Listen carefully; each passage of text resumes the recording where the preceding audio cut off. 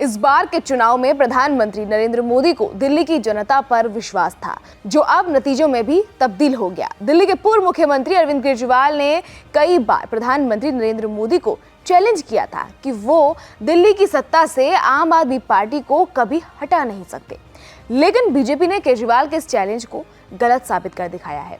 अब सवाल है कि आखिर कैसे बीजेपी ने दिल्ली में ऐसा क्या जादू किया, आम आदमी पार्टी को पटखनी दी।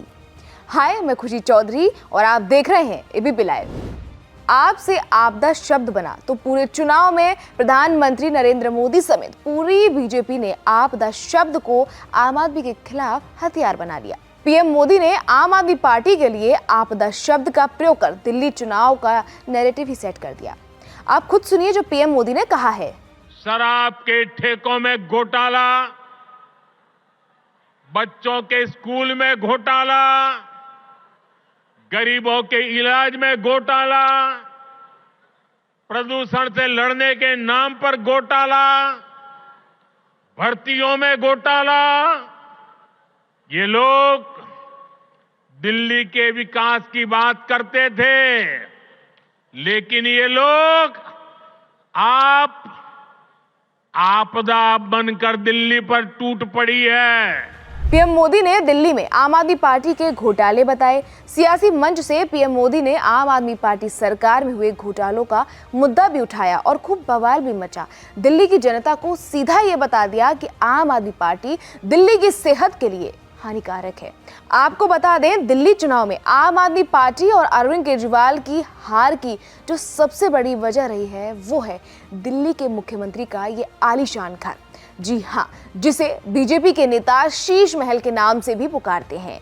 जी हाँ, बीजेपी ने दिल्ली में केजरीवाल के मुख्यमंत्री रहते बने आलीशान बंगले का मुद्दा उठाया, जिस पर खूब सियासी घमासान भी मचा था। प्रधानमंत्री नरेंद्र मोदी ने दिल्ली में वोटिंग से ठीक 4 दिन पहले एक बड़ा मास्टर स्ट्रोक चला और वो था इनकम टैक्स में छूट। 1 फरवरी को पेश हुए बजट में वित्त मंत्री निर्मला सीतारमण ने 12 लाख तक की आय पर इनकम टैक्स पर छूट का ऐलान किया। ये फैसला भले ही देश के करोड़ों टैक्स पेयर के लिए राहत था, लेकिन अरविंद केजरीवाल के लिए ये किसी झटके से कम नहीं था, क्योंकि केजरीवाल केंद्र सरकार से 10 लाख तक की आय को टैक्स फ्री करने की मांग कर रहे थे और पीएम मोदी ने केजरीवाल की मांग से ज्यादा टैक्स छूट 12 लाख कर दिया। तो सबसे बड़ा कारण तो यही था, जिससे दिल्ली में रहने वाले लाखों टैक्स पेयर और पेंशनरों को बेहद राहत मिली, जिसका परिणाम आपने दिल्ली चुनाव के नतीजों में देख ही लिया है। अरविंद केजरीवाल को दिल्ली में घेरने के लिए बीजेपी ने आपके घोटालों को हथियार बनाया। दिल्ली की जनता को केजरीवाल की रेवड़ी के बदले मोदी सरकार ने टैक्स में छूट दे दी।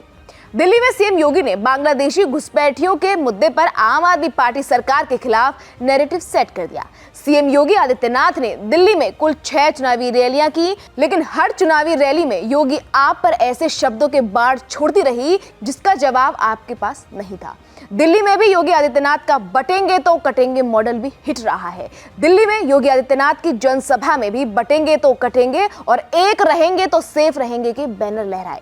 मोदी योगी की जोड़ी ने मिलकर दिल्ली में 27 साल का सूखा हरा भरा कर दिया। तो ये था सीएम योगी और पीएम मोदी का मास्टर स्ट्रोक, जिसने दिल्ली का पूरा खेल बदल दिया और नतीजे आए बीजेपी के पक्ष में।